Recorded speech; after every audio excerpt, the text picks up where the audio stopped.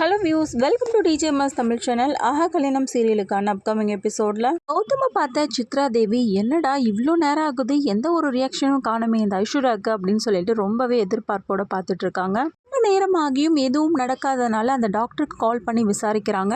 உண்மையாலுமே டாக்டருக்கு படிச்சுட்டு தான் வந்தீங்களா, இல்லை போலியான டாக்டரா அப்படின்னு சொல்லிட்டு கேட்கலாம். எதுக்காக இப்படிலாம் கேட்குறீங்க அப்படின்னு சொல்லி, என்ன நீங்கள் கொடுத்த மாத்திரை ஒரு ரியாக்ஷனும் காட்டலையே அப்படின்னு சொல்லிட்டு சொல்லுங்க. நான் ரொம்ப பவர்ஃபுல்லான மாத்திரையை தான் கொடுத்தேன், இந்நேரம் அதை சாப்பிட்டு இருந்தா கண்டிப்பாக அபாஷன் ஆயிருக்குமே அப்படின்னு சொல்லிட்டு டாக்டர் சொல்கிறத கேட்ட சித்ரா தேவி, அதெல்லாம் ஒன்றும் நடக்கலை அப்படின்னு சொல்கிறாங்க. நடக்கலைன்னா எனக்கு என்னோ டவுட்டாக இருக்குது, அவங்க கன்சீவாக ஆகாம தான் இருந்திருக்காங்க அப்படின்னு சொல்கிறத கேட்டு ரொம்பவே அதிர்ச்சியாகி போகிறாங்க சித்ரா தேவி. இன்னொரு பக்கம் ஐஸ்வர்யாவுடைய சீமந்தத்திற்கான ஏற்பாடுகள்லாம் நல்லபடியாக நடந்துட்டு இருக்கு. சீமந்தத்துக்காக மகா என்ன பண்றாங்க, சூர்யாவுக்கு ஒரு ஷர்ட் வாங்கி கொடுக்குறாங்க. எதுக்காக அப்படின்னு சொல்லிட்டு கேட்க, என்ன கேள்வி, எல்லாம் உங்களுக்காக தான் அப்படின்னு சொல்லிட்டு சொல்ல, யார் வாங்கினதுன்னு கேட்க, நான் தான் வாங்கினேன், 2 பேரும் மேட்சிங்கா போடலாம் அப்படின்னு சொல்லிட்டு சொல்றாங்க மகா. எல்லாருமே தடப்படலாம் ரெடி ஆயிட்டு இருக்க தருணத்துல அப்பாவும் அவங்களோட அப்பாவும் வந்து வராங்க. இவங்க 2 பேரையும் வரதை பார்த்த கோடீஸ்வரி, இப்பதான் வர நேரமா உனக்கு, அக்காவோட சீமந்தம் தானே, கொஞ்சம் முன்னாடியே வந்து இருக்க வேலைங்கெல்லாம் பார்க்கக்கூடாது அப்படின்னு பிரபாவை பார்த்து கேட்க, அக்காவுக்கு சீமந்தமா, சொல்லு, முன்னாடியே வந்து நிற்கிறேன், இவளுக்காகலாம் என்னால் வர முடியாது அப்படின்னு சொல்லிட்டு பளிச்சுன்னு சொல்கிறாங்க பிரபா.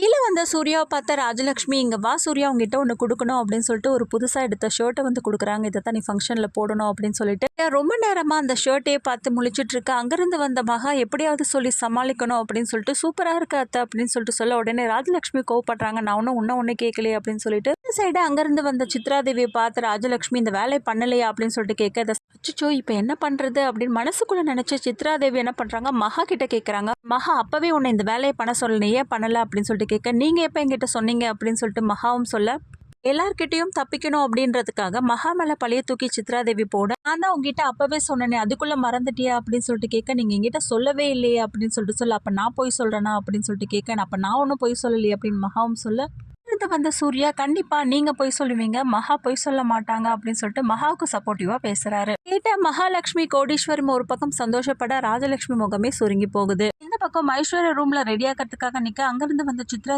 இருக்கே ஐஸ்வர்யா, இந்த ரூம் சின்னதா இருக்கு, அப்படி வேணா என்னோட ரூம்ல போய் மாத்திக்கோ அப்படின்னு சொல்லிட்டு சொல்ல, அத்தா உங்களுக்கு ஏதாவது ஆயிடுச்சா அப்படின்னு ஐஸ்வர்யா கேட்க, என்னாச்சு ஐஷு, எதுக்காக இப்படி கேட்கற அப்படின்னு சொல்லிட்டு சொல்ல, இல்ல எப்பவுமே என் மேல கோவமாவே இருப்பீங்க, இன்னைக்கு நான் இவ்வளோ அன்பா நடந்துக்கிறீங்க அப்படின்னு சொல்லிட்டு கேட்கறதுக்கும் காரணம் நீ தான், உன் வயித்துல உள்ள குழந்தை தான் அப்படின்னு சொல்லிட்டு சொல்றான். இந்த மாதிரி சமயத்துல வயித்துல உள்ள குழந்தைக்காக நம்ம மத்தவங்க கிட்ட அன்பா நடந்துக்கும் போது அந்த குழந்தையும் ஆரோக்கியமா பிறக்குமாமே அப்படின்னு சித்ரா தேவி சொல்ல, உடனே ஐஸ்வர்யா, நானும் பயந்தே போயிட்டு, இப்படி என்கிட்ட அன்பா நடந்துக்கிறது எனக்கு ரொம்பவே பிடிச்சிருக்கு அத்தை, நான் போய் ட்ரெஸ் மாத்திக்கிட்டு வரேன் அப்படின்னு சொல்லிட்டு அங்கிருந்து கிளம்ப, ஐஸ்வர்யா எப்படி நம்ம மாட்ட விடுறது அப்படின்னு சொல்லிட்டு என்ன பண்றாங்க, அங்க எங்க தேடி பார்த்து ஐஸ்வர்யா ரிப்போர்ட்ஸ் எடுத்து போட்டோ எடுத்து என்ன பண்றாங்க, அந்த டாக்டருக்கு அனுப்பிடுறாங்க.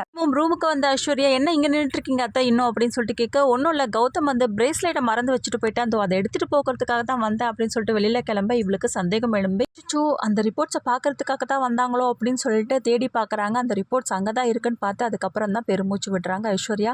சரி, எதுக்காக நம்ம இப்படிலாம் யோசிக்கிறோம், அவங்களுக்கு எப்படி தெரிய வாய்ப்பு இருக்குது அப்படின்னு சொல்லிட்டு அப்புறம் நார்மல் ஆகுறாங்க ஐஸ்வர்யா. இதுக்கப்புறம் எப்படி சித்ராதேவி கண்டுபிடிச்சு ஐஸ்வர்யா மாட்ட விடுறாங்க, இது எல்லாமே தெரிஞ்சுக்கலாம் டிவிக்கு முன்னாடி. அதுக்கு மறக்காம நம்மளோட சேனலை வந்து சப்ஸ்கிரைப் பண்ணிக்கோங்க, கூடவே இருக்க அந்த பெல் ஐக்கனும் கிளிக் பண்ணிடுங்க. அப்போ தான் நான் போடுற அடுத்தடுத்த வீடியோஸ் உங்களுக்கு நோட்டிஃபிகேஷனில் வரும். ஓகே வியூஸ், தேங்க்ஸ் ஃபார் வாட்சிங் திஸ் வீடியோ.